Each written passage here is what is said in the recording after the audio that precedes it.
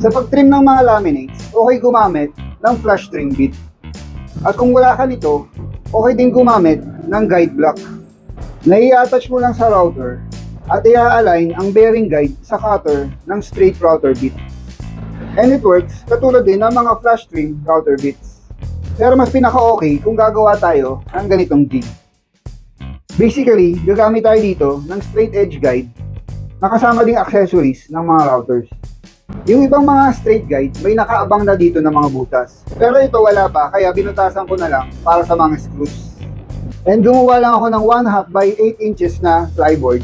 And I also cut a notch right in the middle na kasya ng aking straight bit. Then gamit ang screw, inattach ko lang ito sa straight edge. And then, i-align lang ang cutter ng straight bit dito sa face ng plyboard. So paano ko nasabing mas okay ang ganito? Tara, ipapakita ko sa inyo kung bakit. And para sa demo na to, meron akong nilaminate dito na sample. So gagamit tayo ng flush trim router bit. At ito straight bit lang na with the jig na ginawa natin. So alam naman natin na may mga imperfections yung sides ng mga plywood or plyboard.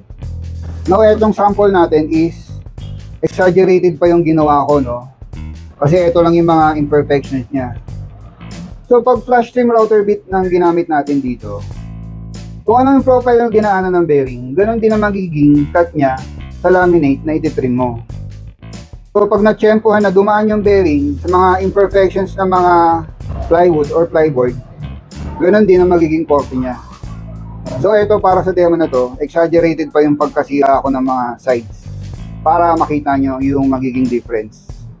So gamitin muna natin itong flush trim router bit.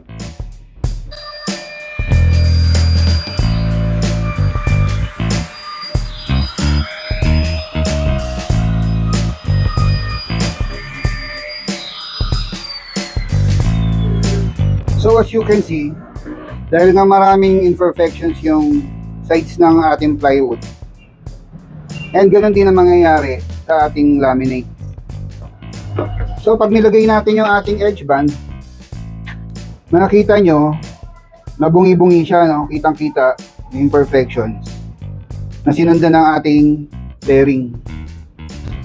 So pag nagtiyempo ka sa mga sira, katulad nitong plywood na to, kaya nakikita nyo, pag dumaan yung bearing dyan, ganun din ang magiging korte ng inyong laminate. So subukan naman natin itong ating ginawang jig.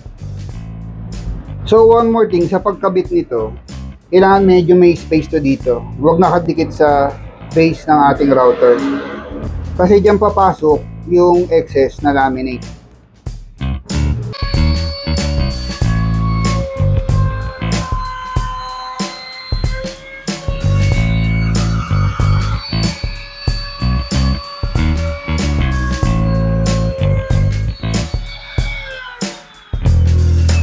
So as you can see, even na sira-sira pa yung edge ng ating material.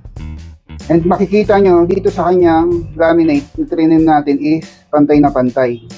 Unlike dito sa kabila, nakikita nyo naman na bungi-bungi siya. So kahit sira-sira yan, pag tinakpan na ng edge band dyan, so makikita nyo na wala na siyang sira. Maganda yung pagkatabas ng ating laminate. So yung advantage ng may jig na ganito compared kung flush trim bit lang ang gagamitin nyo.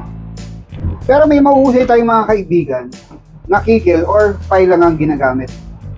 Pero syempre, iba pa rin ang tabas ng mga router trimmer at mapapabilis pa ang trabaho nyo. And kung napansin nyo, dalawa itong router ko. Dahil nirequest ko talaga ito sa Lotus 2 Philippines para sa'yo. Kaya abang-abang lang kayo sa susunod kong post. Baka ikaw na ang swerte magkaroon ng bagong Lotus router trimmer. Again, thanks for watching. Keep safe and see you on the next one.